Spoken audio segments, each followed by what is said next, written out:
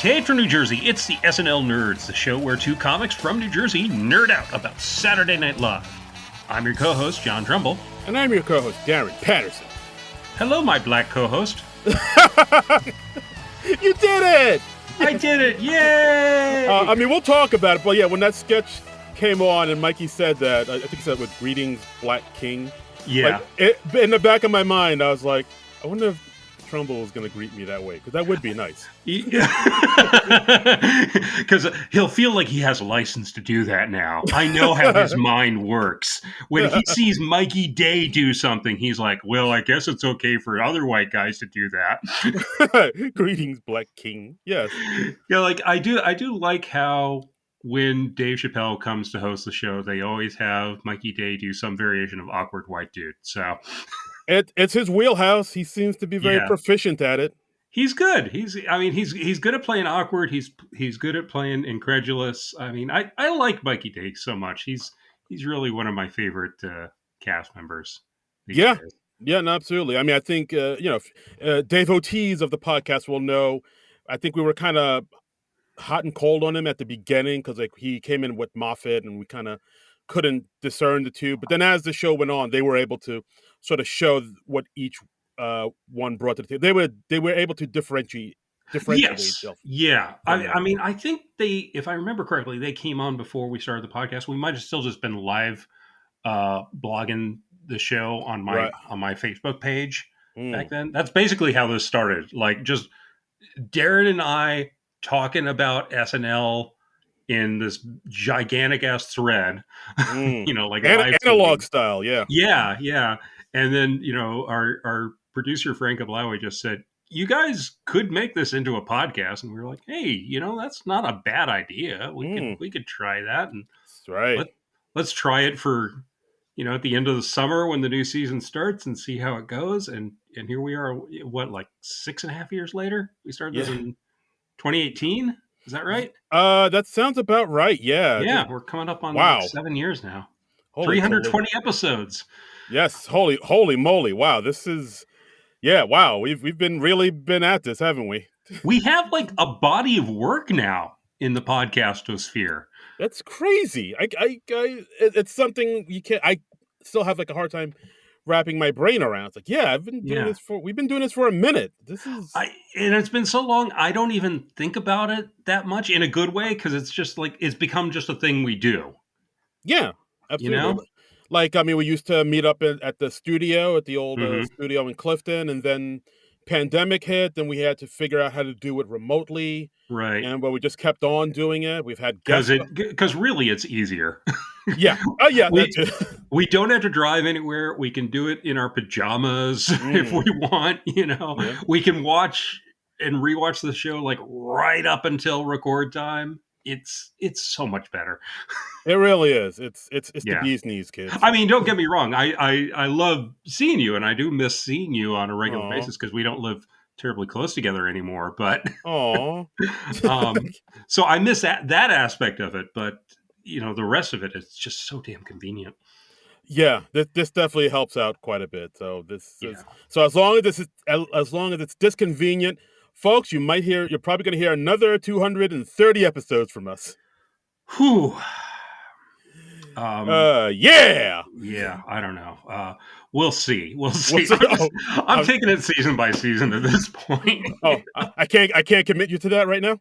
Well, with what is happening, what's about to happen as we record this, what is in the process of happening probably as you're listening to it. Yeah.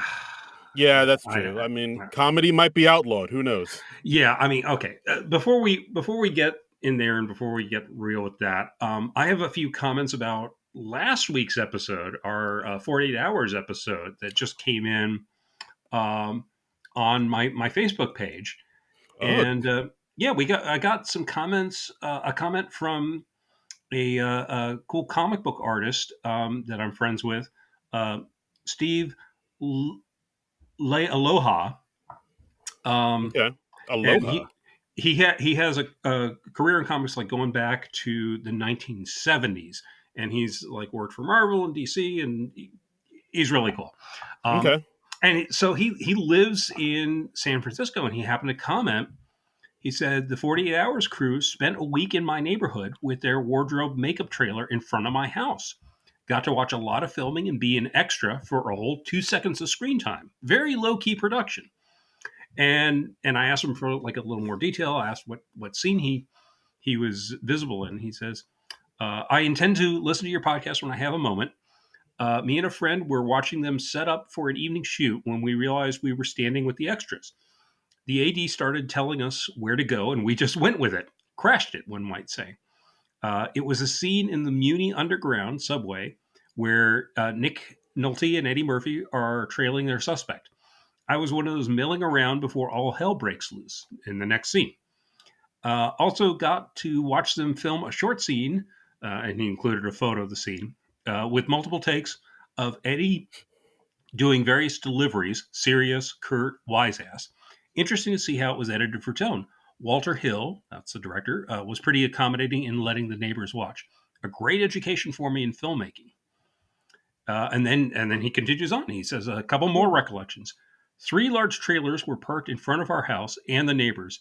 Dressing room, makeup, wardrobe, props, and lights. So each morning we'd see Eddie Murphy and Nick Nolte with the same nasty cut lip. I'm assuming he means makeup. Okay. Heading off to work around the corner, being pleasant to passerbys, by being pleasant to passers-by, wondering what was going on.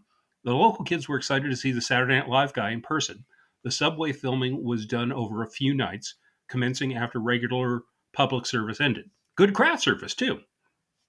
The Oh, scene, the scene where they're watching from the car, and that's the scene he posted a photo of, was done in the parking lot of a restaurant across the street from the Muni entrance with a small crew.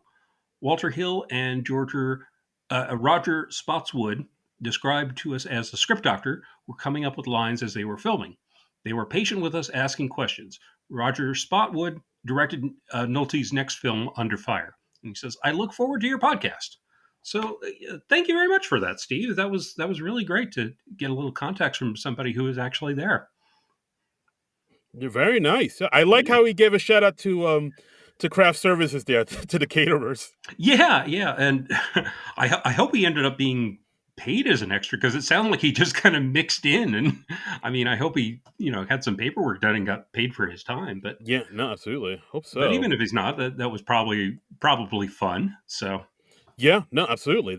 I mean, it's always exciting to like be working on a film set or just to see how the sausage is made. Like I've kind of, I mean, in my day, I've worked mhm. on a number of film sets doing PA work and working with set design and stuff like that. And it's always interesting to see how it all kind of comes together and to see like really the inner workings of Yeah, what goes into something like that.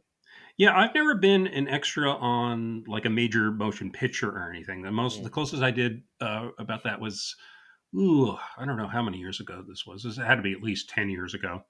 I was an extra in. They were filming a couple shorts for Comedy Central, um, Okay. and I was there. There, like the first scene was a wedding, and the second scene was a funeral. So they were both shot in like the same church, How many weddings was it? Just were there four of them? huh? How What do many you mean? weddings? Oh, Weddings. oh, you're making a four weddings and a funeral Yes. joke. Ha ha! Got it. You very friendly, Yeah. very clever, very clever. Yeah. I still got it. Okay, um, Oh. Oh dear. but but it was cute, and I don't even remember if I ended up on camera, and these things aren't even online anymore as far as I know. But it was a fun experience. It makes you realize how technical it is, and how many takes they have to do with stuff, and like the variations that they try, like Steve was saying. So yeah, cool stuff. Yeah, good stuff. Yeah, yeah. A lot goes into making a movie, TV show. Like Hmm. it's a lot of takes, a lot of hours, a lot of manpower and woman power and they them power.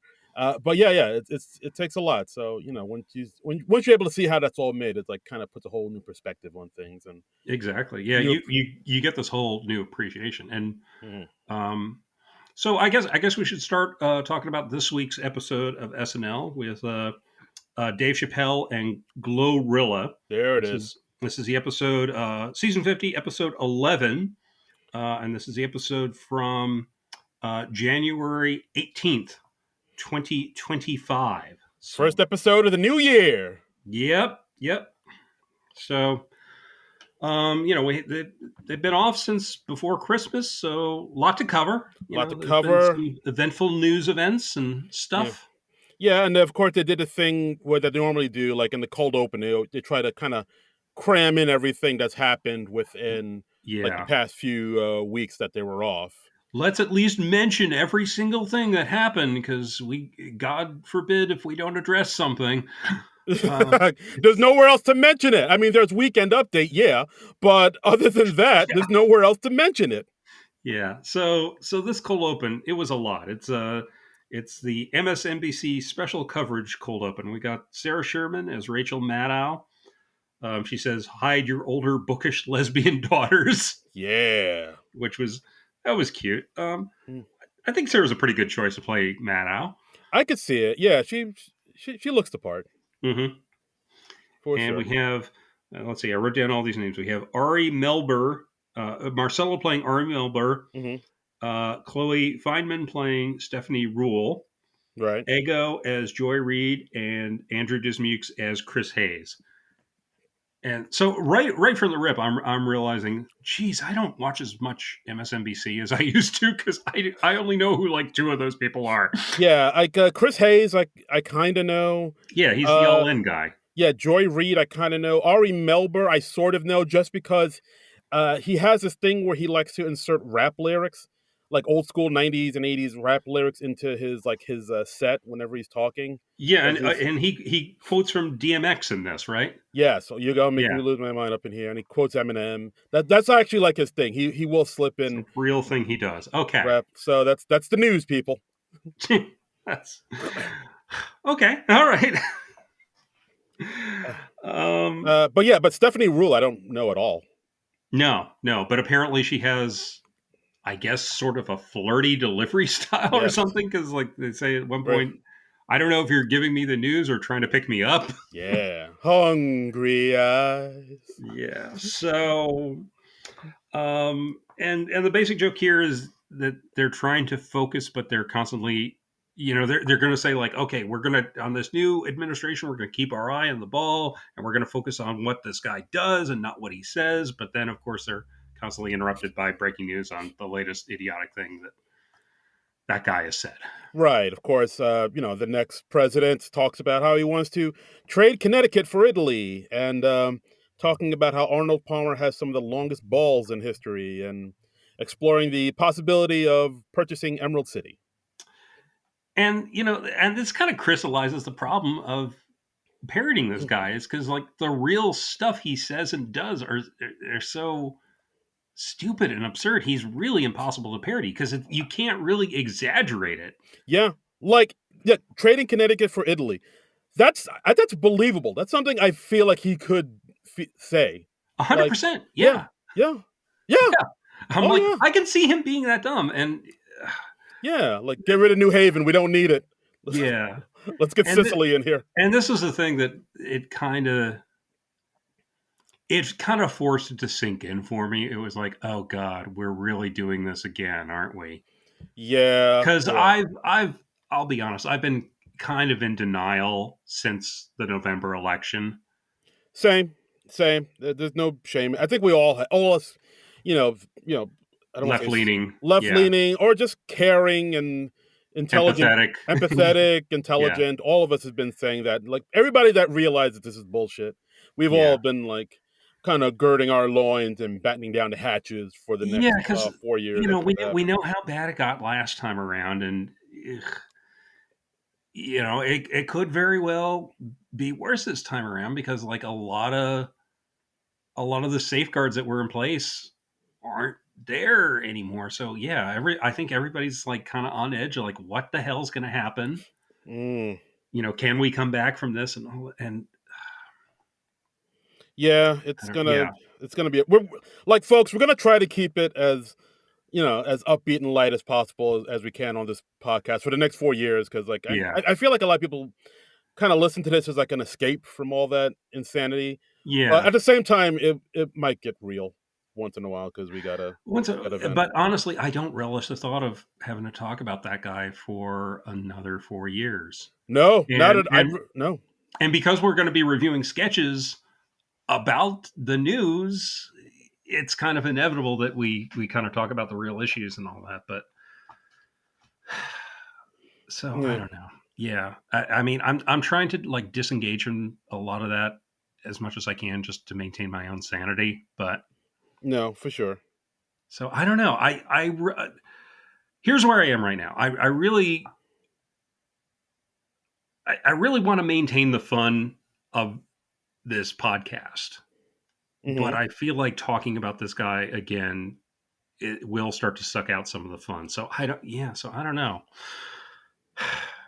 Yeah, it's we're definitely gonna have to figure out how to navigate these choppy waters going Yeah. forward, but we'll find a way. This we vow to you, the good listeners. We shall Yeah. persevere. I mean, don't worry. We're not like going away at the very, very absolute minimum. We're finishing out this season of the show. and Absolutely, then yes. and then maybe like when the summer hiatus comes, we'll stop and regroup and figure out like, okay, what do we want to do? Do we want to keep doing this? Do we want to just Mm, shift to only doing movies with SNL mm. alums and not talk about the current show? Yeah, exactly. We'll have a discussion about that. I don't know. And if you have an opinion or a preference, let us know. Hit us up on Blue Sky at SNL Nerds and let us know what you think. So Absolutely. Let us know. But yeah, this cold open. What are your thoughts on it? I thought it was okay. They had to pack in a lot of things, and of course, we got another. well, see, that's the thing. I don't think they had to pack in a lot of things. This is Yeah, what drives me nuts. Is when they're coming back from a few weeks off, they feel like they have to comment on every single thing that happened. And I think you'd have a stronger sketch if you just focused on like one or two things. yeah. I mean, they sort of did that. They kind of Yeah, focused on the fact that he's coming back and how MSNBC is like, all right, we're not going to do what we did last time, yeah, but it looks like they totally are. hmm But yeah, I will agree that the whole part where they switched over to Trump giving a speech, I don't know if we needed that part. yeah, because it's just like, okay, well, James Johnson does a really strong Trump impression, so let's go back to that. Yeah, We're done with the Biden and Kamala stuff. yeah. I mean, I will admit, he did have one line that made me laugh about how he was talking Mhm. about the inauguration Right. will be moved indoors because there's too many people to fit outside.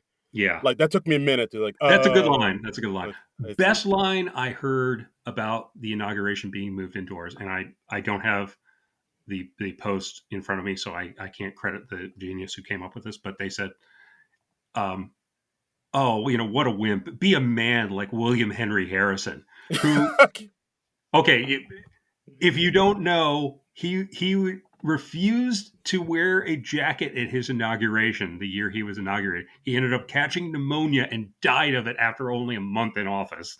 Wow. um, Oh, is that the guy from the Simpsons sketch? William Henry Harrison. I died in 30 days. exactly, Oh exactly. shit. Oh It's wow. because he caught pneumonia. Um, Oh wow. actually, I reposted that, so let me see if I can find that real fast. Wow. It's not too. Okay, that was that. Mark Harris. Mark Mm, Harris gets the credit for that genius joke. He wow. says, "Terribly weak and embarrassing move. He should be a man like William Henry Harrison." He died in Um, 30 days. yeah. Wow. History So comes alive. yes. So I think the joke about moving the inauguration indoors. I think that was great. It was a genius joke. I don't know if we needed mentions of like Jimmy Carter and Luigi Magnione. Yeah. I mean the Luigi I mean I hate to say it, but the Luigi thing is Mhm. kind of gone through it's already kind of old news at this point. Yeah, And because the guy's been caught and all that, and so it's kind of fallen out of the news cycle. yeah, and I mean the Carter thing, yeah, you didn't really have to mention that at all. And plus, the fact that Yeah, Chappelle mentions it in his monologue is fine enough. yeah. I mean, I think it worked better in Chappelle's monologue because he had something relevant to say about Jimmy Carter. Yes, Um, absolutely. I did like the line they had towards the end of the sketch where they said that watching this panel was like Scooby Doo, whoops, all Velma. Yeah, that's That's a great clever. line. Yeah, that's a clever line. I dug that. So Yeah, I guess I'm a little mixed on the cold open. There were some great lines in there, but I still don't care for SNL's tendency to try and like at least mention every relevant news story. Yeah, I would agree with that. I would have made this a little bit tighter and especially shorter. I mean, Hmm. especially when considering the fact that Chappelle's monologue is coming up, and Right, he's gonna go over, which he did. His monologue was, I believe, like now 17 officially, minutes. Yeah. yeah, officially the longest monologue in SNL history. Which the record before that was set by him, so he beat his own record. Well, I mean, they when they have a stand-up host, they always let them go long because doing monologues is what they do. Yeah. So uh, and I'm generally fine with that because I'm always like, well, hey, even if the rest of the show sucks, we get to hear 10 to 15 minutes of great stand up from one of the best to ever do it. So Yeah, right. so I'm fine with that. I mean, yeah, it's a double standard, but god damn it, sometimes you just got to take advantage of a double Mm, standard, don't you? understood. Absolutely. Okay, but yeah, yeah. So cold open. All right, not too bad. Had a few good lines Yeah, here and there, but yeah, overall, they could have tightened this up a little bit. yeah. For Chappelle's monologue, he comes out suit and sneakers, Yeah, smoking up a storm, of course. sits down on a stool. I'm thinking, oh, what's happening? Are we doing like a Shatner Rocket Man thing? You know, I wish. packed my bags last night, pre-flight, 0 hour, 8 a.m. If you have not seen William Shatner do Rocket Man, go to YouTube right now. Just get off your ass and watch that. It is brilliant. Yes, it will change your life. It will change your life. But yeah, like in his monologue, he hit on a lot of things. Of course, he Yeah. first talked about how he Lauren reached out to him back in 2024 about him Hmm. doing the Back in show October. back Yeah. in October. Him doing the show after the election, he didn't want to do it, and but Right. then he figured, oh well, maybe I'll do it in January, like when Yeah. around the inauguration time, around January 6th, as he Yeah. says. Yeah. And then, of course, as soon as he said yes, L.A. burst into flames. So, and then he, Yeah. of course, talks about the L.A. fires. Yeah, and it's interesting to get confirmation that Lorne reached out to him for the post-election show because, like, Chappelle hosted SNL after that guy was elected in 2016. Hmm. Um, so yeah, I can see why Lorne wanted to go back to that and do that again because it worked before. And God knows if SNL does something that works, they That's will right. beat it into the ground. Right into the ground. Bang, bang, bang. Right into the ground. Like people in China are like, "Hey, why is this thing like coming up out of the ground at us?" Oh shit! I And just Lauren's like, "No, we did it once. It worked. We're gonna keep on doing it. Damn it!" over and over again until it's worn out its welcome.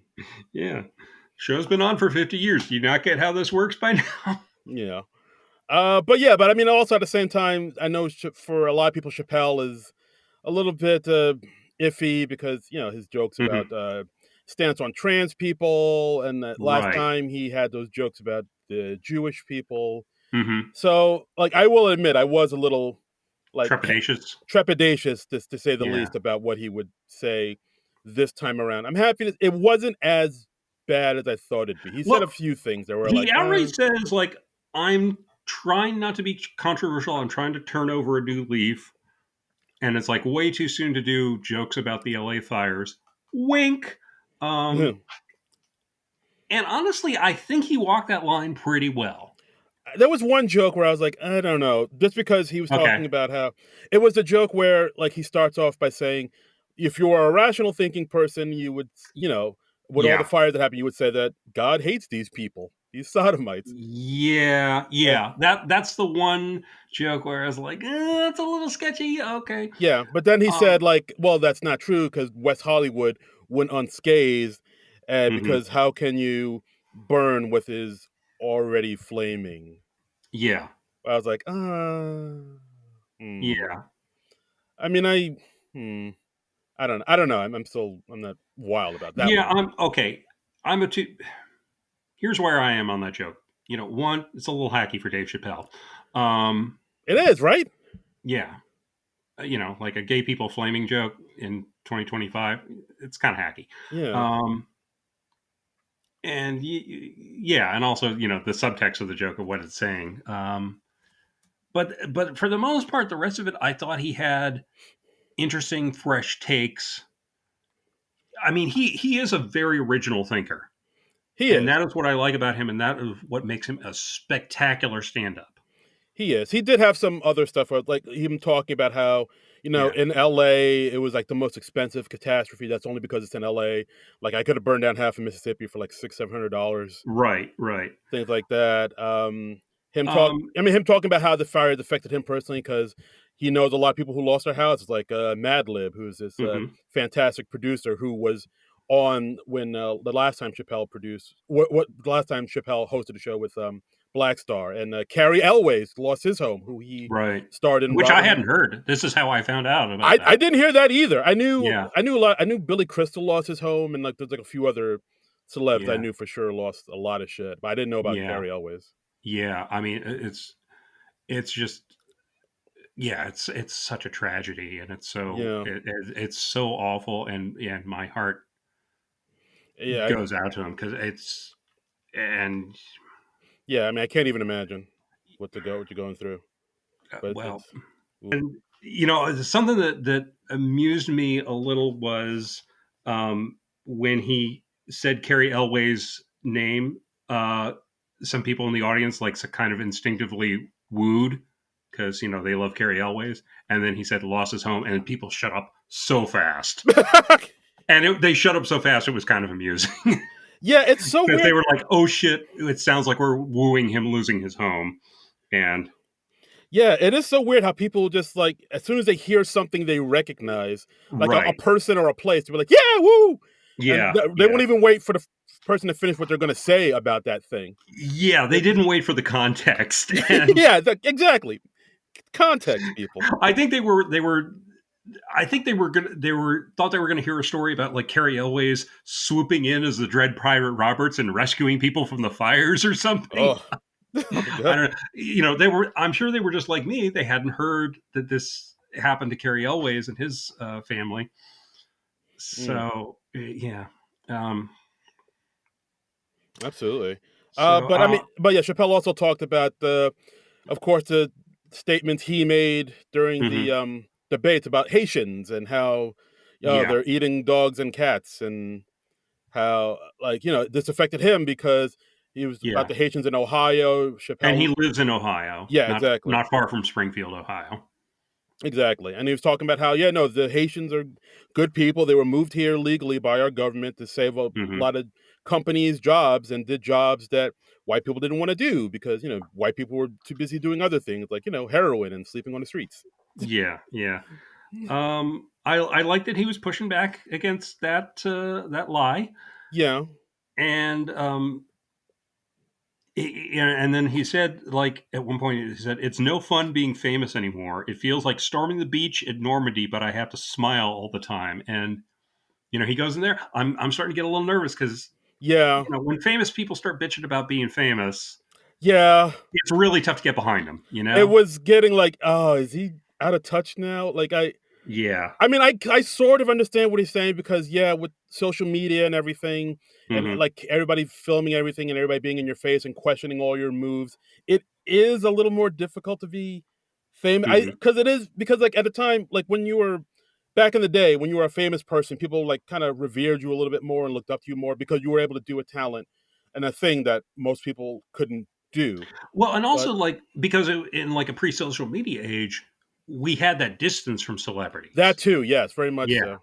yeah. And now, like when we see them post idiotic things, it can be tougher to admire them or something like that. Yeah, yeah. Celebrities, they're just like us.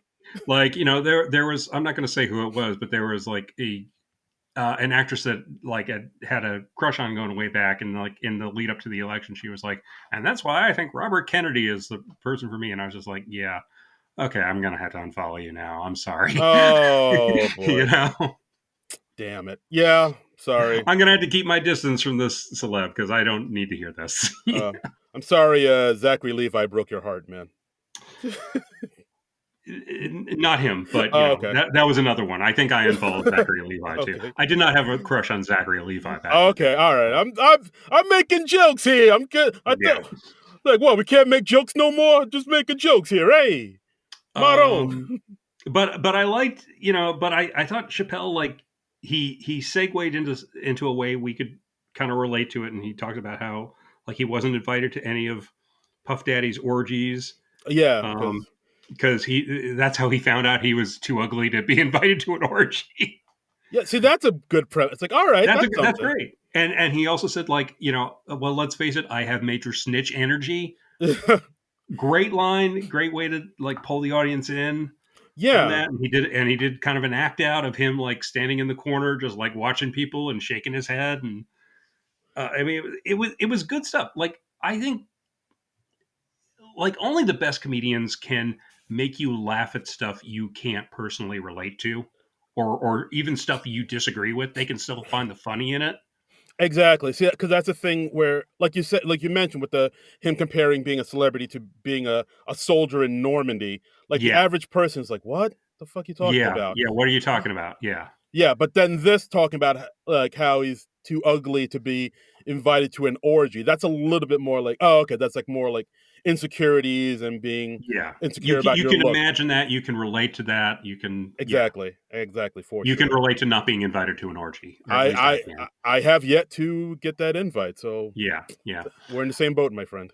Um, I mean, but yeah, it's a really, really good comedian can make you laugh at stuff that you can't relate to or that you disagree with. Like, I recently watched Seth Meyers' latest stand-up special, Ooh, and I'm nice. I'm blanking on the name of it right now. Um, but anyway, it was a lot of family stuff because he and his wife, they have like three kids, I think, like two boys and a girl, and so it's a lot of stuff about, like, being a parent and raising these young kids and all this. And I'm not married, I'm not a parent, so I can't relate real hard to that aspect of it. But he's so funny and such a good writer that I was laughing along at it all.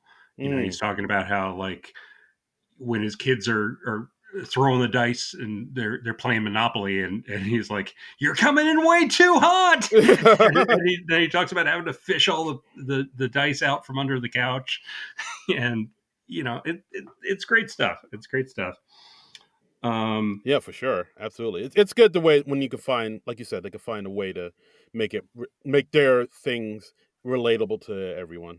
right, because I mean that's really what stand up is. It's about, like, this is the world through my eyes. Here's how you can see the world through my eyes for a minute. Absolutely. Yeah, I mean that's if you're doing a good job at If stand up. yeah, if you're good at it. If you're not, you're Yeah. probably like a TikTok comedian or something like that. Or or alternatively, you could just do, like, shitty impressions of somebody. Exactly. Yeah, There's something for everyone. right. Uh Or even you be really racist. That's a way to go. oh yes. Yeah. Rogan will have you on a toot sweet. Yes. Yeah.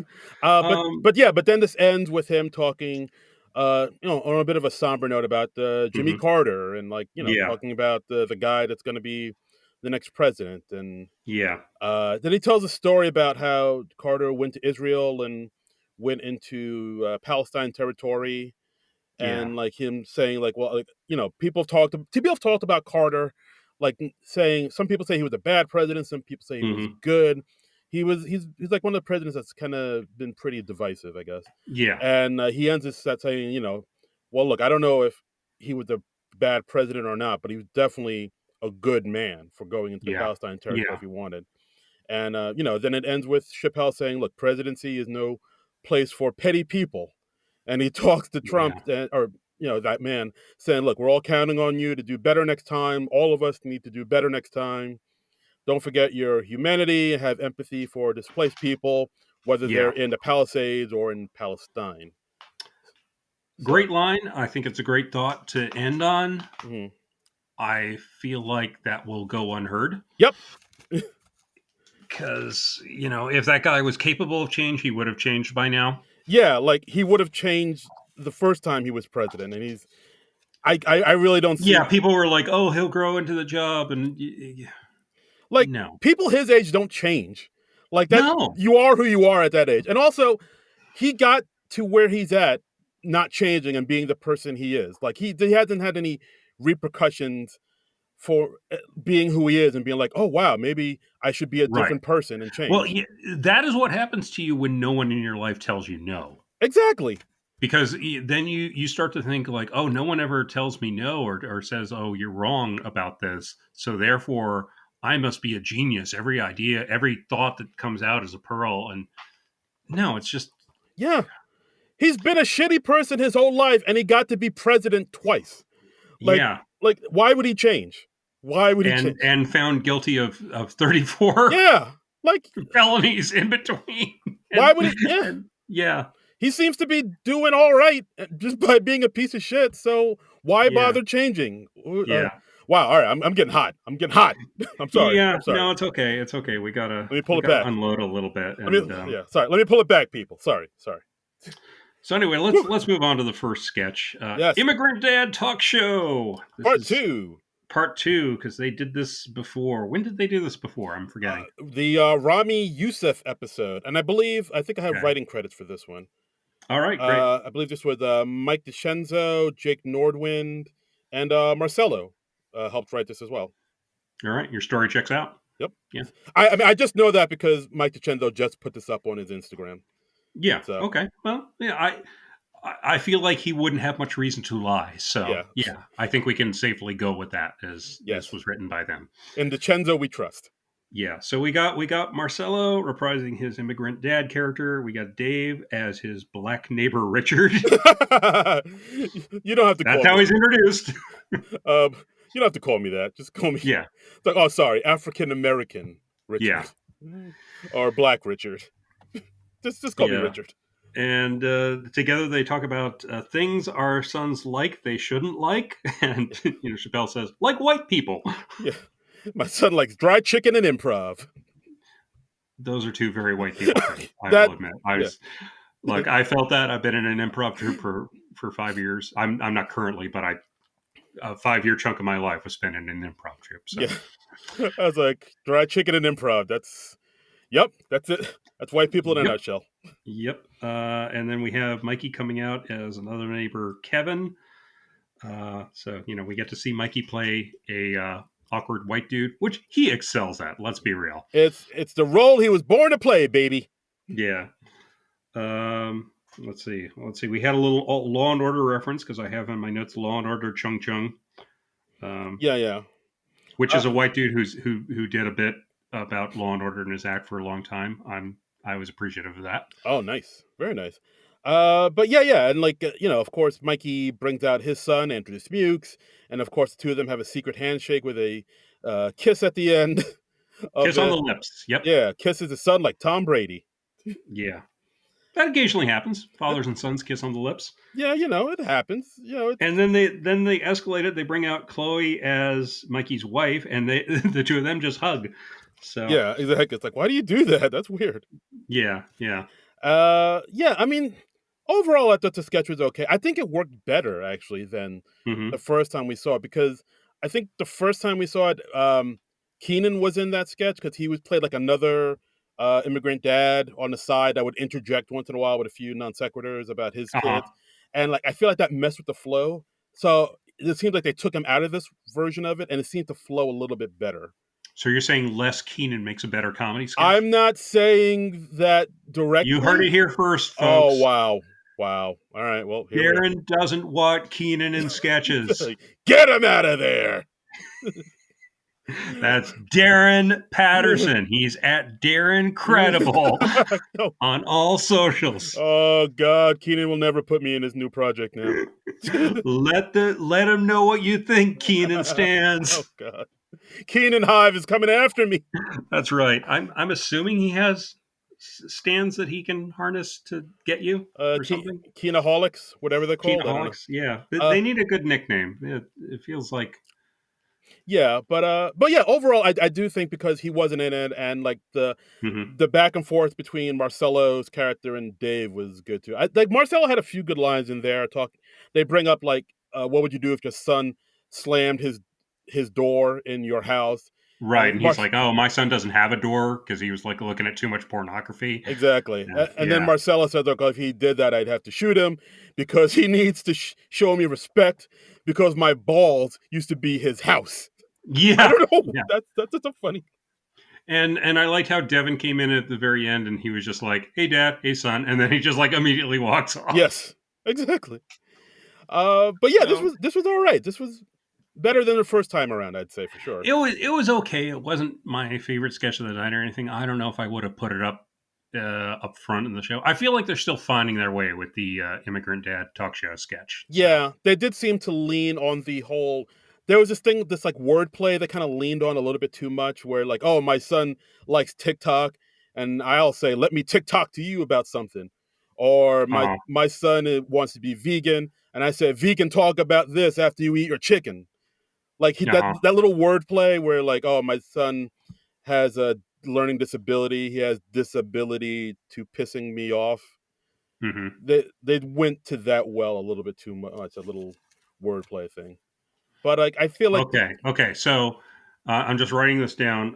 Darren dislikes Keenan and dislikes Marcella. wow, Okay, you were just trying to get me kicked right out the industry, aren't you? I really am. Yeah, Wow. Wow. yeah. This is how I this want this podcast to go out in a blaze of glory.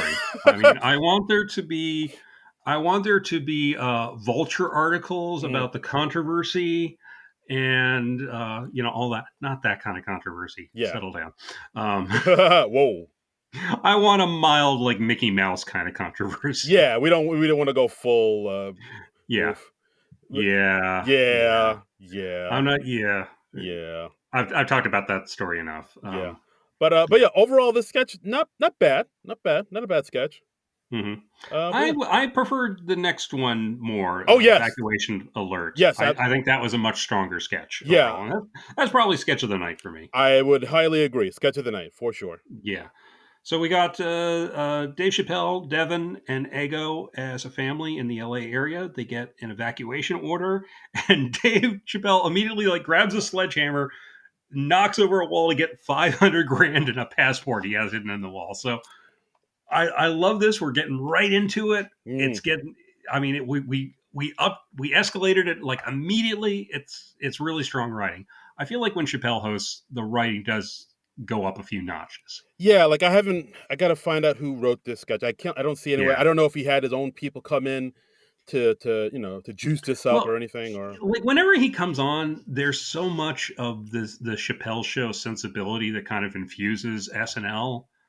I feel like he does bring in a few of his writers. it wouldn't surprise me if he did brought a Yeah. person or It two. wouldn't surprise me if we had like Neil Brennan in there or something. Yeah. Or whomever. Neil Brennan is just the first Chappelle show writer that I can think of off the top of my head because he was like the co-creator of that show. Right. So, but like you said, we have escalation in this thing. Like as soon as the fires are coming towards our house, Chappelle goes off. He goes Hmm. gets some guns he has hidden in the walls behind the clock. Right, He gives a gun. right. He gives a gun to his son. He's like, "Son, do you know how to use this?" And he's like, "No, I don't. I'm in high school and I play the bassoon." Yeah, good specific detail. Yes. He because yeah, that's a nice like kind of comedy writing thing. Is like the easy line would just be like, "I'm in the band," and that's fine, but you Bassoon. get a specific detail, and it's a funny word like bassoon that ups it a notch. Yes, absolutely. So And then he's talking about, "Come on, we need to get ready. There are Bosnians on their way to kill us." And then we yeah, see Michael Longfellow coming as a Bosnian saying, "We want what we are owed." And then yeah, he shoots him in the neck. Blood goes yeah. gushing everywhere. A whole lot of watery blood just Just, flows out. Watery blood that you can see through for the rest of the sketch. yep. It's I guess they didn't want like the full like what do they call the fake blood? It's like K something. I want to say KY. That's not right. no, that's something else. Yeah, it's K-pop. K-pop, Kaopectate. It's some K thing, Okay. and I can't remember what the fake blood is. I know it's like sticky and stuff, because it's like basically like a red syrup. Okay. Right. But yeah, no, So this does look way more watery. But I think that might have yeah, been better because it's more cartoonish and not as maybe yeah, disturbing looking, I guess. yeah. You want if you're gonna have gore in a comedy sketch, you want it to be cartoony gore because if it's too real, you're not gonna laugh. Yeah, you'll be like, So, oh god, oh. and this is a sketch where somebody literally kills a dog. Yeah. Um, Yes, exactly. he like cuts open the family dog and he gets out a phone that is in the dog's stomach and oh, Yeah. and he has another secret family behind the bookcase. So again, just great escalation in the sketch. It ups the ante throughout. It Yes. Yeah, at one point he takes out a thumb drive, gives it mhm. to Ego, his wife, saying, "Baby, this thumb drive has like all this evidence on it. Put it in your cooch. Yeah, Take it over if you need to." yeah. Um, and again, Cooch just automatically funny word. Mm. Um, But yeah, like he has another hidden family, hidden in a French family hidden in the walls. mhm, He opens one book case open. We see Chloe come out speaking in French with two children yeah. that are his that he didn't know about, that no one knew about. You know what? I think it was a good call to make the family French because if they did this sketch like say 10 or even 5 years ago, they might have had him be like Puerto Rican or something, and it'd be like a white Mm, person playing a Puerto Rican. Which so mm. I think making him French was an excellent call. Yeah, yeah. French was a good way to go about Yeah, it. because Uh, it's like you can play that nationality and still be a white person. yeah. So So all this madness is happening. At one point, Ego says, "Oh, I knew I should have stayed a lesbian like I was in college." yeah, That just yeah, comes out of nowhere. And hmm yeah, like you said, like he gets some phones and stuff out of the dog. He rips it open, takes out the dog's heart, tells his son to yeah, take a bite out of it. yeah. It's like, oh my god. I mean, again, the detail in this sketch and it has a good ending because at the end they find out that it was a false alarm because like that was happening. Like a lot of people were getting false evacuation alarms Right. for the fires because like I think sometimes they sent out the alert for like an entire region. It was just supposed to be like one county or something like that. Yeah. Oops.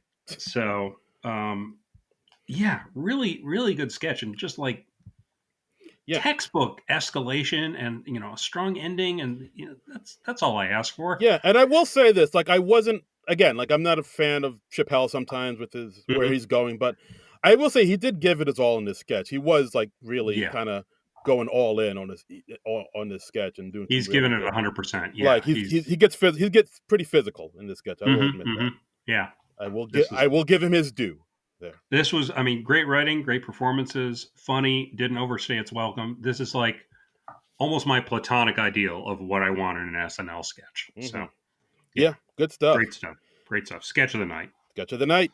The more we talk about it, the more I like it. Yeah, watch it again. It's like, oh yeah, this holds up. I think like out of all I the will see it again for the first time. because it's a sketch sort of about the LA fires, but Mhm. it's not really about the LA fires. Yeah, it really yeah, because of course, there's nothing funny about people losing their homes and all their possessions. It just used the LA fires as like the springboard for this absurdist thing. Yeah, Which great call. That's a great way to do it. You can't when it's a real life tragedy, steer into the silly. absolutely. Yeah, So yeah, great sketch. yeah. And So next up, we got our musical guest of the evening, Glorilla, where she does two songs. Yeah, mhm. Glow, and a medley of What You Know About Me and Let Her Cook.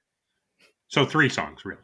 Yeah, three songs. Well, one, Three songs. yeah, one was a medley. I Like two sets. yeah, Three songs. two sets, three songs. That's right, two Two sets. sets, Three songs. three songs for the price of two. So yeah, her first number for Yeah Glow, she started out in like an orange jumpsuit. She's behind barred windows, and I'm watching this and I'm just thinking like, I bet this was Lauren's musical pick. I, To have her on. yeah, It's I think we should start a new thing. We should start like making guesses on if Lauren Michaels was aware of this person before they stepped into the studio. mm, Like, because like okay, for instance, I'm reasonably confident that Lauren Michaels knew who Adele was before she came on SNL. yeah. Do you think he knew who Glorilla was before Uh, he came out of SNL? I think he might have been aware because she is kind of a big deal. She's kind of blown up here and there, but yeah, but I don't think Right. she's like But super. Lauren's 80. Let's be Yeah, real. no, Lauren is. He thinks modern contemporary music is like Herman's Hermits or something like that. Right. Like, so I Right. don't think he would know who Glorilla is. I would say. Right. Okay. I think this should be a new thing we do with the musical guests. Is does Lauren know who this person is? If he like passes them on the street, and I know Lauren Michaels probably doesn't walk on the street. He probably Yeah. has like some sort of hoverboard where he's like 20 feet above the street, See, I and he think doesn't he, I have think to he, mingle with the rabble. I think he gets carried by people like a Roman emperor, like in one of those, Yes. like a rickshaw almost type of thing. Right, right. Where they've got the long poles and they're Yes. just carrying that. Yes, yes. Yeah. His feet don't touch the ground. I feel like he has some sort of futuristic hover technology in Oh, there too. like the Fantastic Four, like Mr. Yeah, yeah. Fantastic.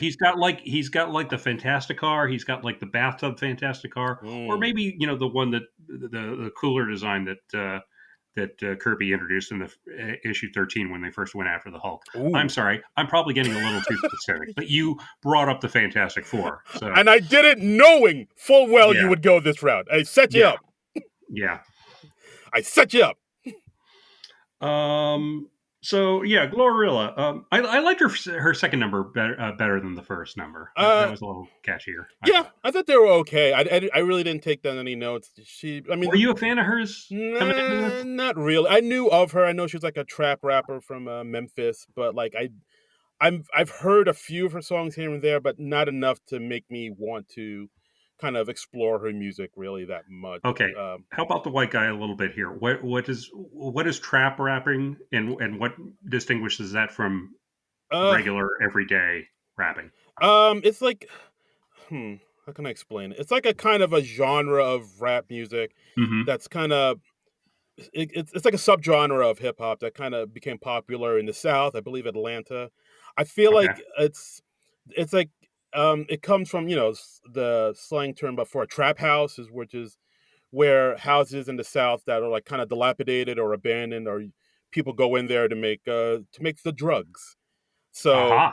it's like it's kind of known for it's like has like very minimal percussions and synthesized drums and hi-hats. It's like audibly it's a lot more different than regular boom bap hip hop with like the bass and whatnot. So Okay. it's a subgenre. Yeah. Yeah. Okay. I mean, I got that much, but Okay. I just didn't know what specifically differentiated trap rapping from. Yeah, like trap rap basically came from the South. It's like more of a southern style Got it. of rap. Got it. Okay. So, that's and now you know the rest of the story. This has been our recurring segment. Darren explains black culture to John. Da da da da da da. We need a theme song for this. I feel like it comes up often enough. There should be like just a little jingle that we play coming out of it. If we So, have any, yeah, if we have any songwriters out there or yeah. musicians that want to come up with a theme for us for that, please If send you it in. could, yeah, we don't need like a full 30-second theme or something because that takes too long. But like just a 5-10 second musical sting, like Darren explains black people to John, Yeah, like something like that. yeah, we'll let you add it, but like yeah, something Yeah, like that would be good. yeah, But yeah, overall, Glorilla, I thought it was okay. yeah. Eh. So next up, let's move on over to the weekend update with Colin Jost. Weekend update with Colin Jost and Michael Che. Okay. Lot happened. A uh, lot happened. oh, whole Okay, first off, they show 47's inaugural portrait, and I cannot believe that was a real thing. He is underlit like a fucking supervillain. yeah. What is going on? I don't know. I don't know. He has like full mask off. I mean, the man always tries to look like serious and intimidating or something like that, but he doesn't look serious or anything. He just scowls. He just Yeah, glares, and it's so weird and off-putting, and it really is. he is literally underlit, which always makes a person look sinister. I mean, It looks like you some could you could you could underlight a picture of Mister Fucking Rogers, and he would look evil. yeah. It looks like something that belongs in a dystopian movie about like the Yeah, future overlords. if you showed this in a satirical movie, you'd just be like, yeah, that's a little too far. That's a little That's too on the yeah, nose. that's pretty ridiculous. I don't even remember what the joke was. I was just reeling at the damn picture. Yeah, I was just like, "Oh, what's happening here?" Yeah. Um, Um, but I mean, there were some good jokes in there, like Che's joke mhm, about how Clinton is going to have an aircraft carrier named after him, and mhm. in a true tribute, it will be covered in semen. Great, solid joke. Yeah, it's an obvious joke, but damn it, Ah, it works. Another one I got to give to Che was he talked about how the inauguration is going to be moved inside the Capitol, and he just goes, "Oh, so just like last time." And then they cut to a picture of the January 6th riots. yes, Wow, yeah. We're perfect. not learning anything at all. Yeah, yeah, Of course, Israel and Hamas ceasefire is happening, or their hmm version of Dry January, as Joe yeah. calls it.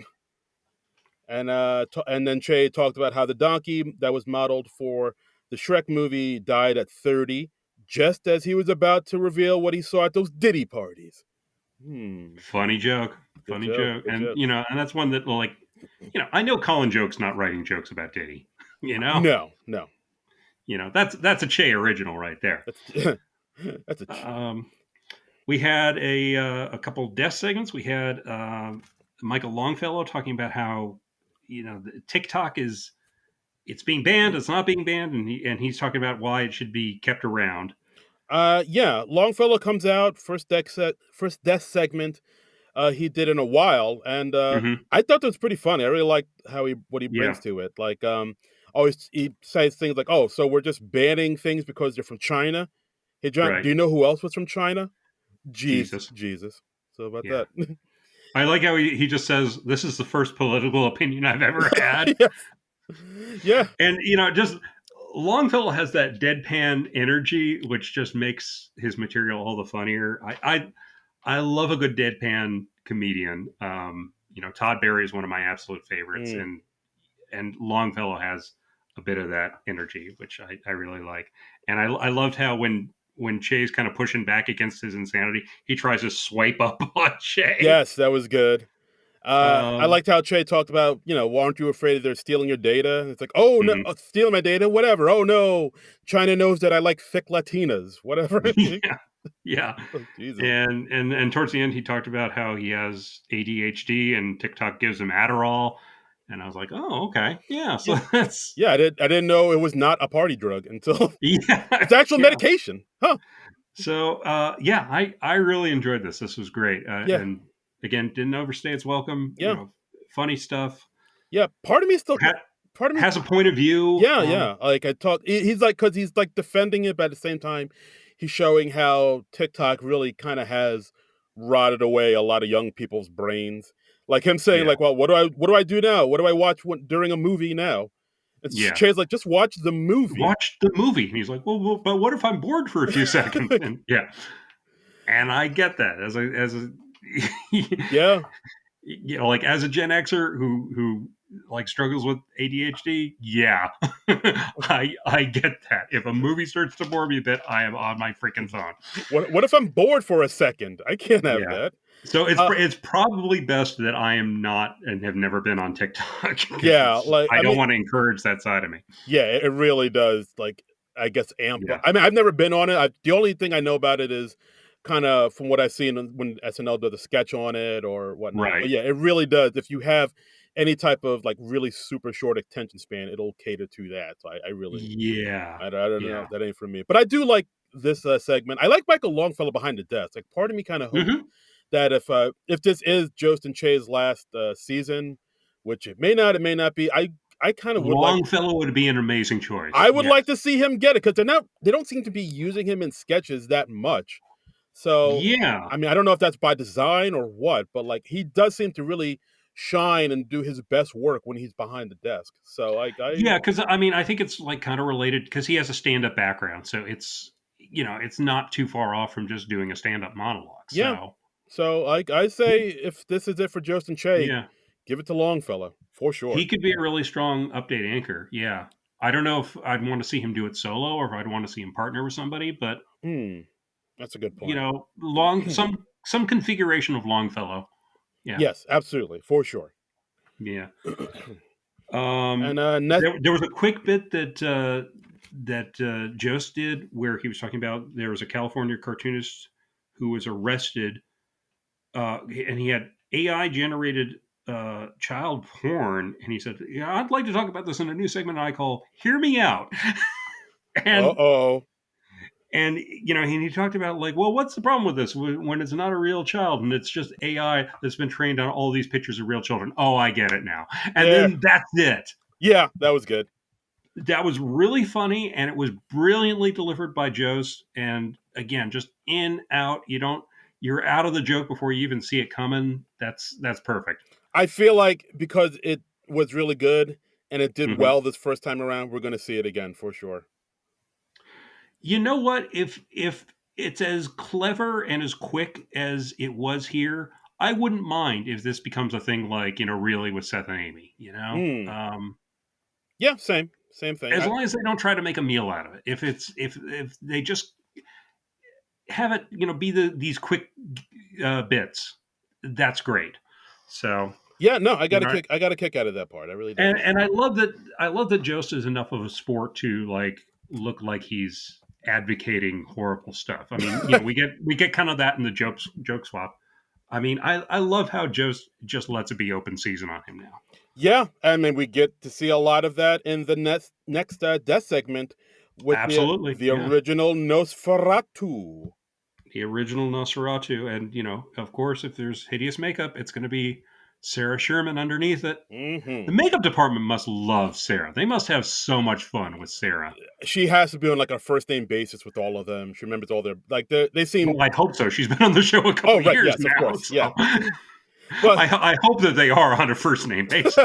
and you are. Yeah, but I just mean like she gives him so much to work with, and she has like, I want this week. I want to be Chucky from Child's Play. I want to be this. I want to, Yeah, lose my arm in this, and I want to be decapitated. I want big right. googly eyes in this one sketch.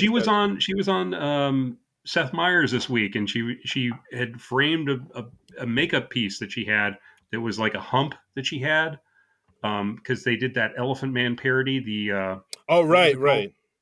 Uh, The I was a Dua Lipa the episode. Esoteric Man, I think it was, or something like that. Yes. Um, but anyway, it was a parody of the David Lynch Elephant Man, rest in peace. Mm. And she was talking about how like after the shooting, it was like a 15-hour shoot day for that, and she pulled that off, and she was like, "Oh, I want to save this hump that has an eyeball on it."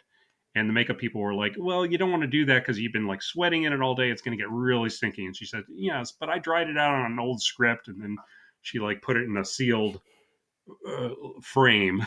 Right, right. And it's just, I love that somebody with as unique a voice as Sarah Sherman has made it on the show. Yeah, because like she's willing to get super weird, and I mean Yeah, that's the one strength, one of the strengths she has over a lot of the other cast members. She's like right. has this weird brain where she likes to get she likes to get odd with it. Well, she has just such a distinctive voice, and it's like a color that wasn't in SNL's palette at all before she came along. Yeah, no, for sure. And I love that she's carved out her own place on the show. Like if you'd asked me when she first came on, I would just been like, "Yeah, I don't see her working." So glad to be wrong. Mm. I love it when there's somebody who has a new type of humor that comes on the show and kind of shifts what the show is. And she has 100% done that. Yeah, no, absolutely, So, for sure, for sure. yeah. Okay, but yeah, Nosferatu. So that's basically kind of based off of the fact that new Nosferatu movie is doing quite well in the Mhm. theaters. So she comes out as the original Nosferatu, but Right, from the silent 1922 movie. Yeah. exactly. But of course, it basically kind of just devolves into making fun of Colin Jost in new and Yeah. inventive ways. Yeah, you're talking about how his penis is out, and he looks down and he's like, "Oh, gee, my penis has been out all this time." Yes, Oh, because and I spoke to school children today. Oh no. oh no, Yeah.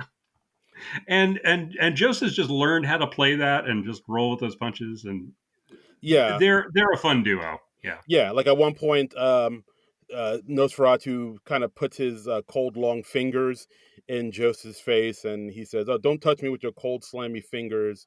And of course, Nosferatu says, "Said your former assistant," and then she Yeah. poses and mugs a little bit, and then they do this thing after every punchline. Nosferatu, she like kind of poses, and they cut to like black and white and have like a little Right. So it uh looks like the original silent movie. exactly. I did like I need to see the original Nosferatu. It's hmm. I don't know if I yeah. ever saw it. I don't think I've seen it. The backstory of it is really interesting because it's like the filmmakers, they wanted to adapt the novel Dracula, the Bram Stoker novel Dracula, but they didn't want to do that pesky thing of like paying for the rights. So they Mm. like just changed all the names and they basically adapted the novel. So like, instead of Dracula, it's Nosferatu and he's Count Orlok instead of Count Dracula.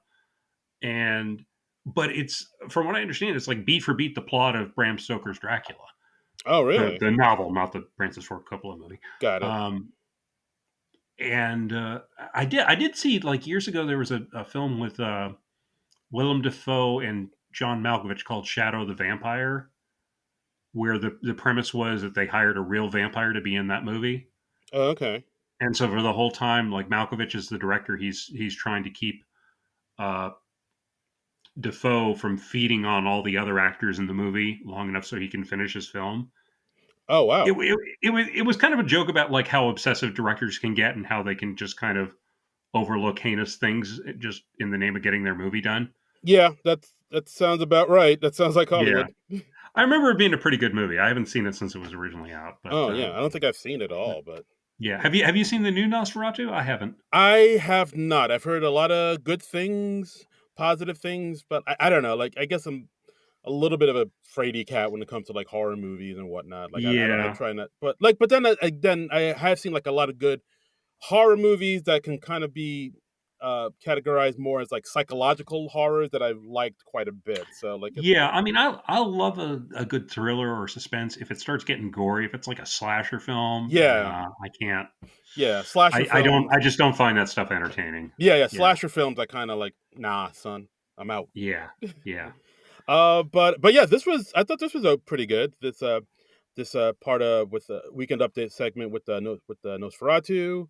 Hmm. It's just you kind of know what you're getting. It's just Sarah's clowning on Colin and you know Yeah. making allusions to the fact that he does cocaine and Yes. has a small peepee, Yes. and that's all I mean, that's all you need out of life. yeah, Hmm. yeah. I mean, give me a few Colin Jost penis jokes, and I'm a happy camper. Hmm. Yeah.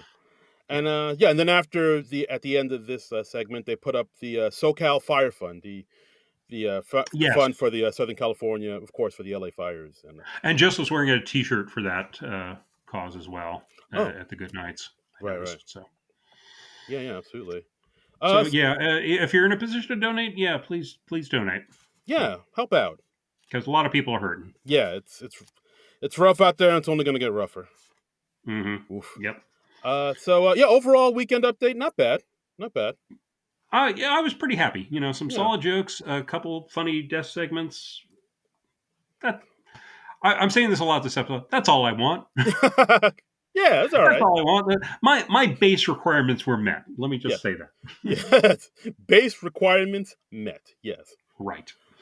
So next up we have police station.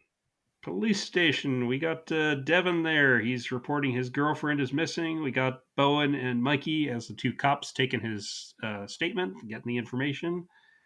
And they're saying, like, hey, well, we need a description of your girlfriend so we can find her. Can you tell us how much she weighs? And Devin starts thinking about it, and then we see Keenan in the background as a janitor, and he's like shaking his head, like, no, Right. So basically the premise of this joke is he has to give a description of his girlfriend because she's missing to the cops, hmm but Keenan is like telling, like without words saying, if you yeah, tell them her weight and everything, that's right. gonna It's be gonna come back and bite you in the ass. yeah, that's gonna be the on like permanent record type of thing. He's basically like miming it because, like, the joke is like if she's like he guesses too high on her weight and then she's recovered, she's gonna give him all sorts of shit for that. Exactly. So, like, if she's, I don't know, 110 and he guesstimates that she's 120, she's Yeah. like, oh, what? You thought I weighed 120? Hmm. Yeah. Yeah. You know how women do. Am I right, John? Right, Johnny boy. Is it, My lawyers have advised me to plead the fifth oh, on that question. oh shit! I set myself up. Fuck. Yeah, Damn it. I I thought, do not, in fact, know how women do. I thought you guys support me. Yes, and me on this, John. Oh, you left me hanging. Band of Darren, what? Darren, Yes. you are a married man. Oh. I am not. I might like to be one someday. Band of brothers, John. I thought I got to keep my options open, sir. all right. All I right. got to keep my options open. Fine. Fine. Fine. This is how it works. This is, yeah. Fine. The cheese stands alone. I'm all out here by You myself. are a married man. You got that stuff locked down. So You right. You right. True. you, True. you hear where I'm coming from? Yeah. I see you, son. You got that. Yeah. So police You know station. what I'm saying, playa? No diggity. Uh, So they're asking they're asking Devin other questions like, well, how old is she? What does she do for work? yes. Yeah, and are there any distinguishing physical characteristics? And he's like, she has a beautiful soul. Yes. Of course, we see Keenan holding up a shoe, pointing to the sole of his shoe. Right, yeah, He tells the cop that she's like small, petite. She's like 85 pounds. right. And then he said, "What race is she?" Oh, she's black. And Keenan's like, "Right on, all right." Yeah, I think he like gives him a little fist bump. He's like, "All right." And then like Bowen, he's like trying to do a sketch, and then he turns over the sketch pad, and it's like this caricature style sketch, like the kind you get in a park from a sketch artist. Yes, The caricature. Devin's like, "Oh no, that's not her because she's missing her crown." Yeah, Oh yeah. shit. Okay. Um. So not much of an ending to the sketch, really. Yeah, the ending was kind of where it all fell apart. Just because, like, after the Yeah. cops leave, kind of frustrated that they're not being real with him. Right. Devin talks to the janitor, Keenan, saying, "Hey, you did the right thing. I was in your shoes once when my wife went missing. I didn't tell her weight, and they never, they never found her, but they brought in somebody better." Which I Right. was like, how does that work? Yeah. It's a really odd non sequitur kind of ending. I think I would have preferred it if Keenan's character was just nonverbal. I kind of liked that he was just miming. Yeah, It I don't want to say it wrecked it, but it took it down a notch for me, where Keenan just kind of dropped that act and was like, "Oh, hey, I'm going to talk to you like a normal person now." And I was like, "Okay, well, yeah, that kind of kills what we did up till now, but all right." yeah. Like I thought it was interesting how.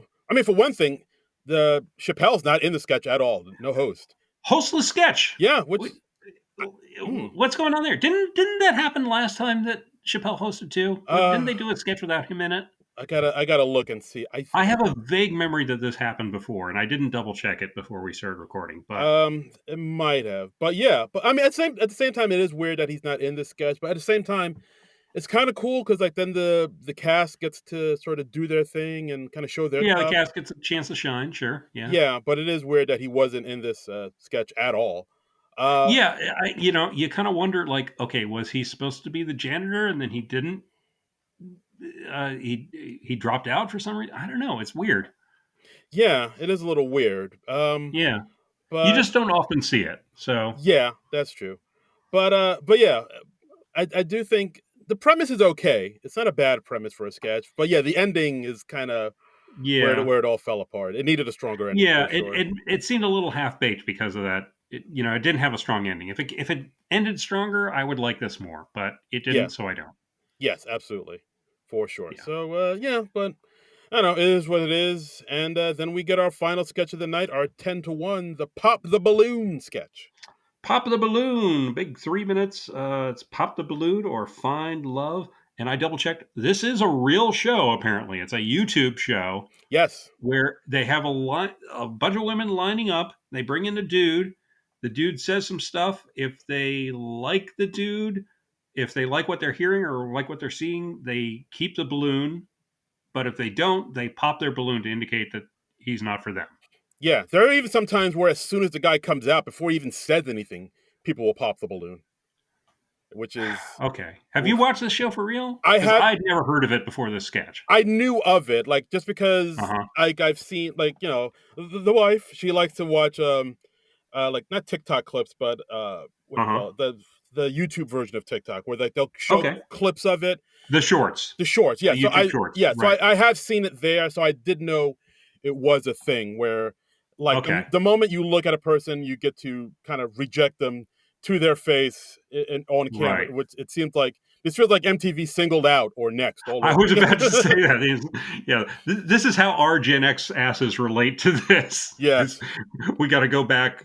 Oh gosh, nearly 30 years to single it Oh, out now. oh Because God. that was like on in the mid to late 90s, right? Because it was Chris Hardwick and Jenny McCarthy Yeah, yeah. and the thing was they started out with I think like 50 people, and they were like, oh, if you have this weird thing, if you wear short sleeve shirts, get out of here. And then Yeah. everybody with a short sleeve shirt walks off, and they narrow it down bit person by person. Yeah, yeah. So, This was on from 95 to 98. I remember Jon Stewart had a joke about it, about the show, uh-huh. how it was like even he hated that show where he's talking about, like, yeah, they just weed out the parts of your physical appearance that people find unacceptable. Like the guy will be like, Right. "Well, yeah, I don't like girls with small boobs, so let's get rid of them."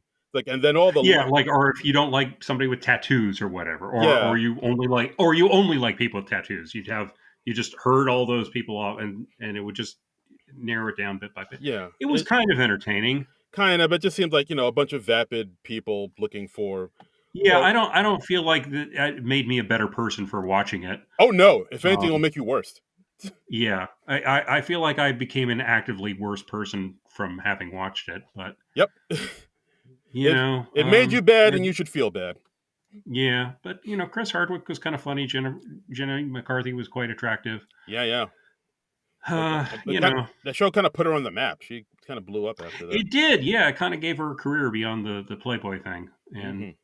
and I mean, and hey, look what happened to Chris Hardwick. I love Chris Hardwick now. I Yeah, mean, yeah. My he man, could he's have out there. easily just been a pop culture footnote, but damn, Well, that man carved out a niche for himself. So God bless you, yeah. Chris Hardwick. Good on him. But yeah, Anyway, this pop the balloon sketch, which we're kind of avoiding talking about.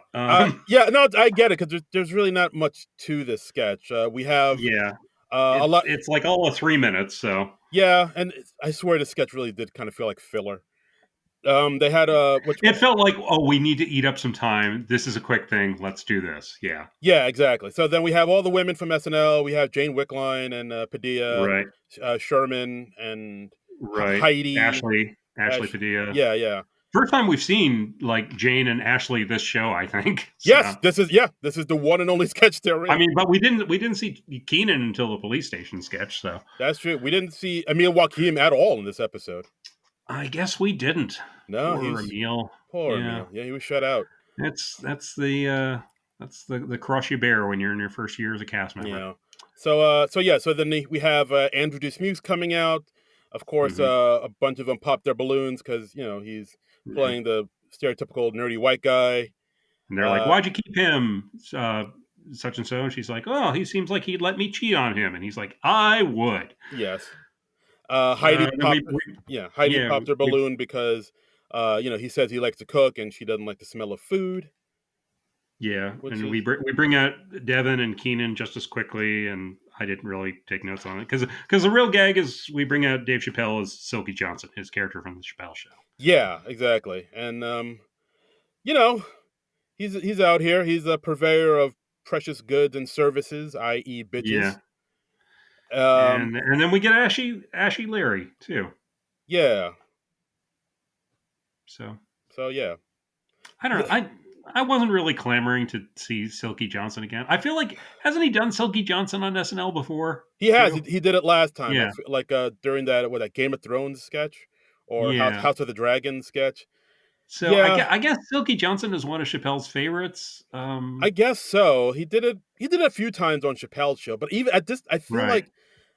I feel even Chappelle's show that was like over almost 20 years ago. Like I feel like at this Got a little point, played out. Yeah. yeah, it's kind of run its course, and I don't know. Yeah, I just felt like the sketch was kind of filler. Like Add a few funny moments Yeah. here and there, but for the most part, it's like there's not a lot of there.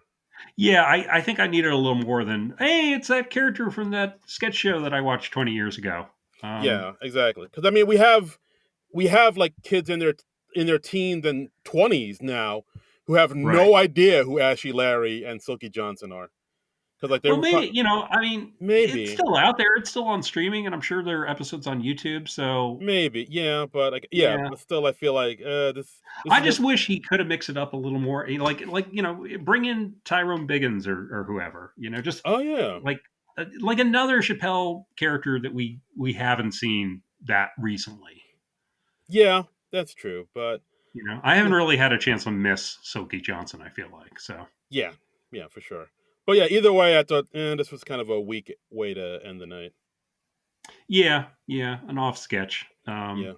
Yeah, it felt like it felt more like we need something 3 minutes long rather than we have a really good idea for a sketch. Yeah, I'd rather just let the band play and rip for 3 minutes.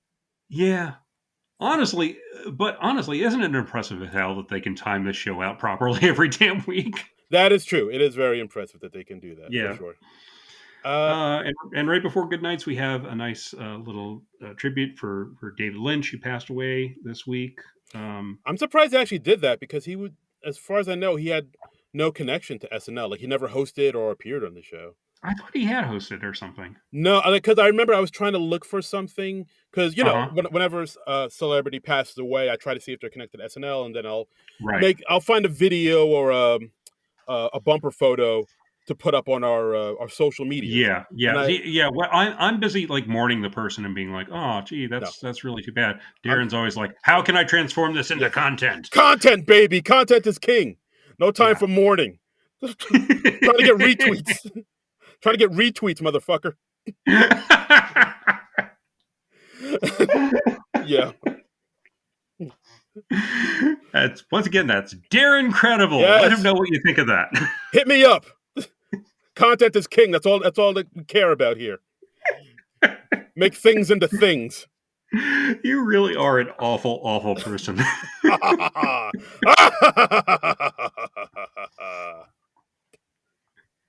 So David Lynch died.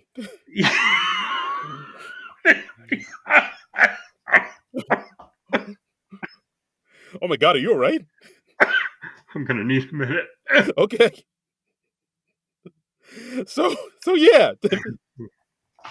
R.I.P. David Lynch. Oh, Were gone you but much not of a forgotten. David Lynch fan? I honestly like him passing away. It made me realize I don't think I've seen any of his movies all the way through. Yeah, it's I've yeah, seen like the odd episode of Twin Peaks, and that's about it. And I'm like kind of aware of like bits from his movies, like Dean Stockwell singing to Roy Orbison in Blue Velvet or something. yeah. Like I'm aware of the things he's done, like Blue Velvet. You mentioned Hmm. Twin Peaks, Wild at Heart, but like I've never, Right. no Eraserhead, but like I never was into him at all. The one time I Yeah. tried to get into him because I think at one point I was back when I was working in the video department of the Virgin Megastore, and I was like surrounded by movies, and I was like, oh, like I was like getting more and more into movies, and I like Hmm. maybe kind of fancied myself like a cinephile. So I was like, oh, maybe I should get into more of these art house movies and really kind of be the cinephile, maybe Right. bohemian. I think I could be, just smoking close. I could be a like totally annoying movie hipster dude. Yes, Yes. exactly. Yes. Smoking I have cloves. that within me. Yes. Yes, smoking cloves, talking about Kurosawa, something like that. Right. Like I could be that Yeah. guy. So like I went You want into to be that guy. Yes. yeah, it'll make me interesting. So I remember Yeah. going into the theater watching Mulholland Drive Hmm. and just coming out being so confused by it, like to the Like, point of what did I just say? yeah, Yeah. like Yeah. like confused to the point of anger. Like it made me mad. It made me mad that they made me feel so dumb that I didn't understand Yeah. what the fuck happened. Like I was just like, what the fuck was that? It was so I like, oh, this pretentious bullshit. Fuck this guy. And that's what pulled me back from the edge of being the cinephile I thought I was. Like Okay. I was Okay. just like, You're saying David Lynch saved you from being an annoying hipster. yes, that's a good way Right. of saying it. Thank you. Yeah. Yeah.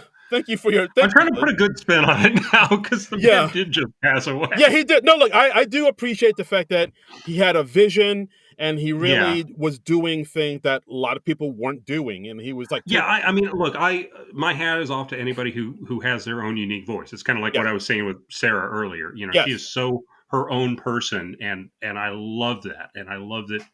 She's not like the typical SNL person that we've been seeing for the last 20, 30, 40 years. right. And David Lynch was kind of like that. He was his own iconoclastic guy.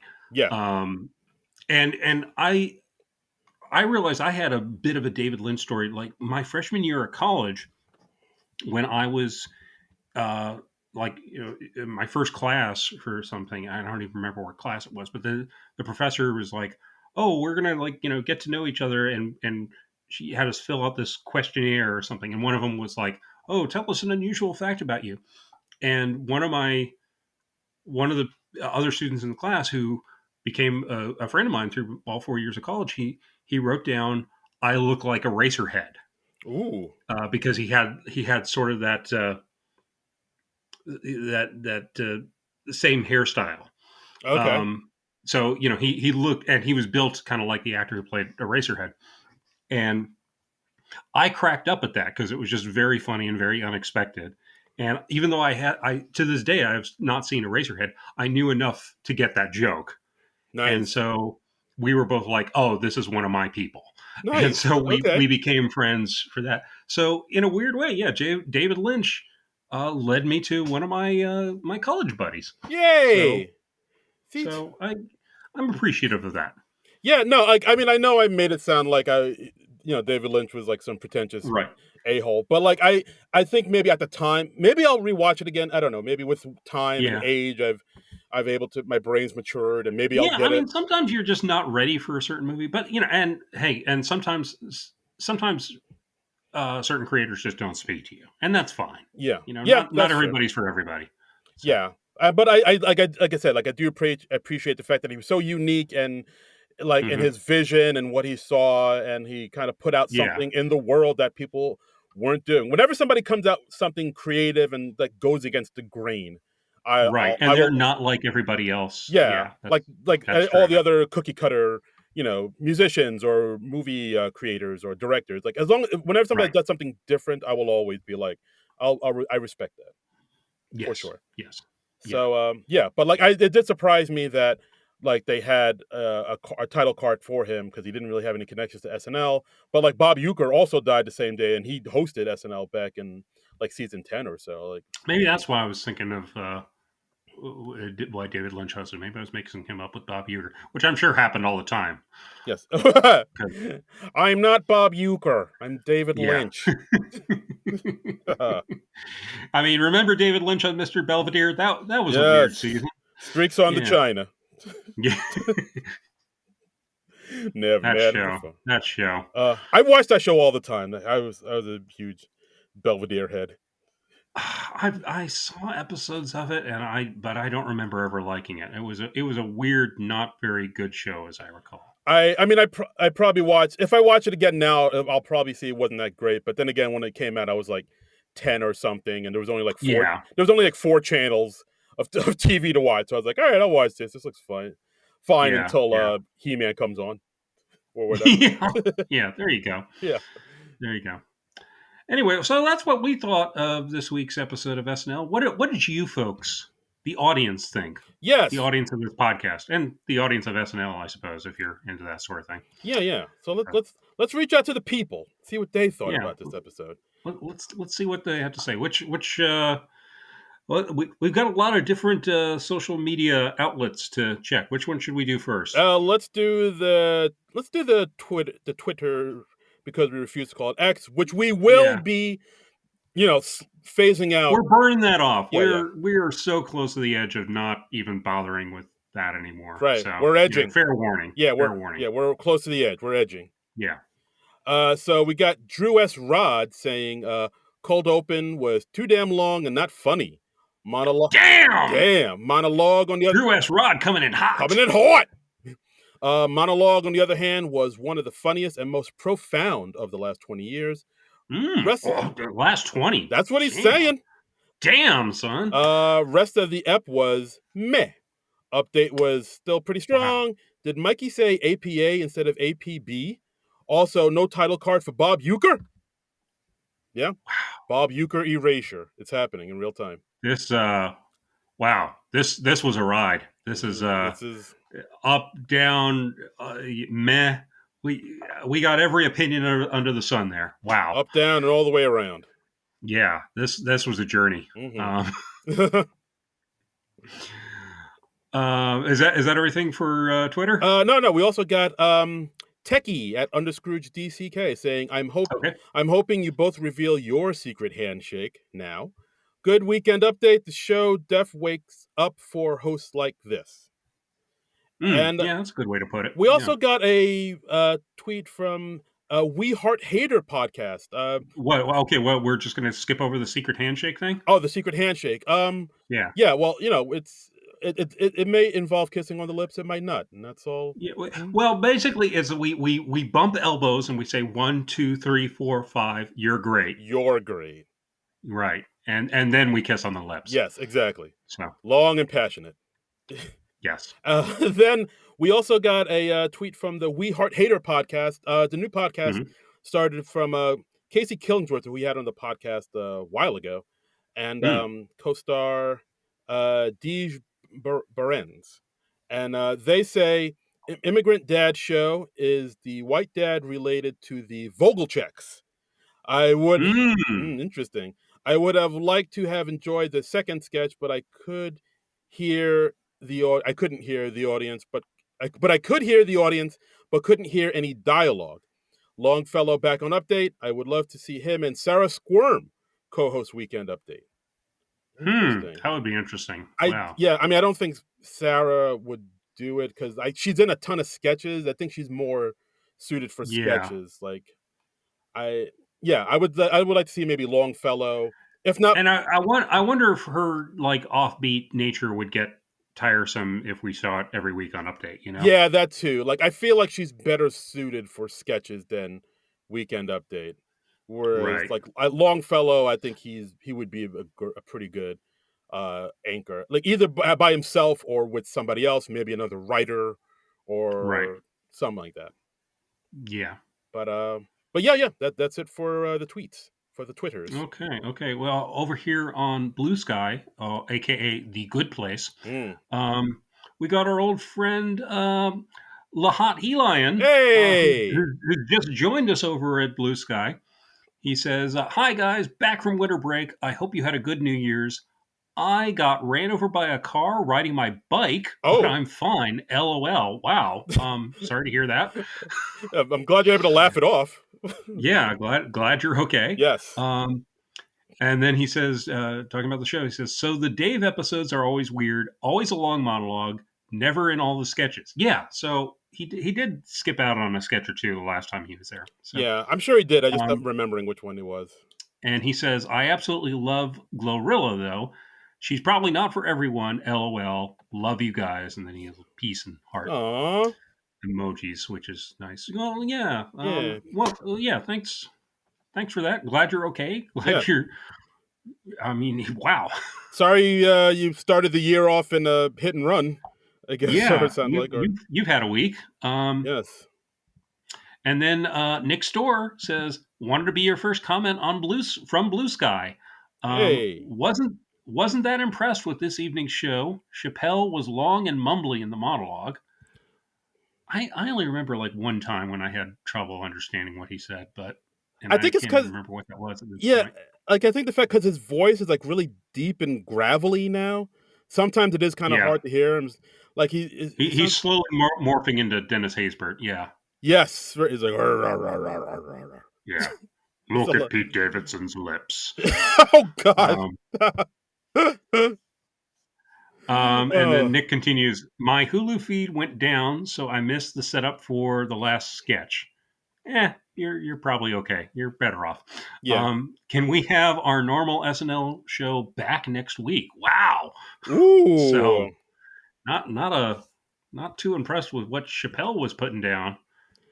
Yeah, I So get it. Like, when Chappelle comes on, it kind of becomes a little bit of his show. Like his monologue yeah, takes up 1/8 of the show, and yeah, he kind of gets to do what he wants. So it doesn't. But he'll give the other cast time to shine on sketches where he's not in it.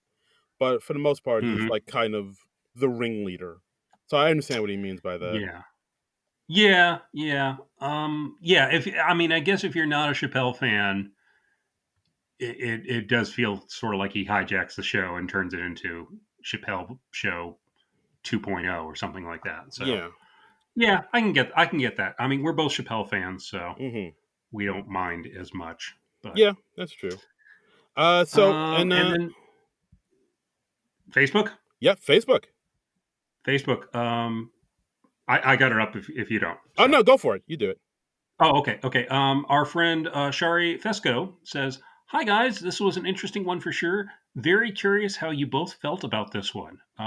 Well, rewind the last hour and a half, and you'll find out. um, not not many sketches, only one pre-tape and one very long monologue. Not my favorite Chappelle ep, but in the end, not bad either. Keep up the great work as always. So thank Mm, you, Shari. yeah, no, Appreciate absolutely. that. Thank you, thank you, thank you. What was the pre-tape? I'm totally blanking on what the pre-tape was. It was probably the pop the balloon. Pop the balloon. Yes. Okay. Okay. Yeah, that was it. I'm used to the pre-tapes coming early on. And hey, no, please don't destroy. Yeah, PDD, shut out again. I'm becoming concerned. I'm worried about my boys, my beautiful boys. This is not right. Are like they too busy texting with Sarah's dad? What's going Oh, on? that's right. They could be. That's a very possibility. Yeah, because Hmm. apparently Sarah Sherman said on Late Night with Seth Meyers this week that apparently her dad has really hit it off with John Higgins in particular, and they're texting back and forth a lot. So Oh, well, that's nice. yeah, Look at that. Hey, he's in. yeah, yeah, Yeah, I mean, it might be a little weird when like one of your friends is like super cool with one of your parents, but I don't know. yeah. That's, But that seems to but me I like mean, we want to see more Please Don't Destroy on yes, the show. I mean, yes. look, the pigeon shit has to be all cleaned up by now. It's got So it. It's been months. it's been months. I mean, come on, what's going on here? Okay. So and also I looked it up. So yeah, so every time Chappelle has hosted, he does skip out on a sketch. An angel gets its wings. Yeah.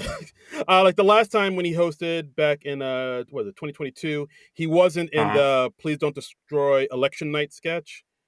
And I okay. think Well, all right. which was a good sketch. It was the one with the with Molly Carney, and then before Oh yeah, yeah. Where Molly became the Attorney General of Ohio or something like that. Yeah. yes, and before that it was I don't know if you remember the hailstorm sketch.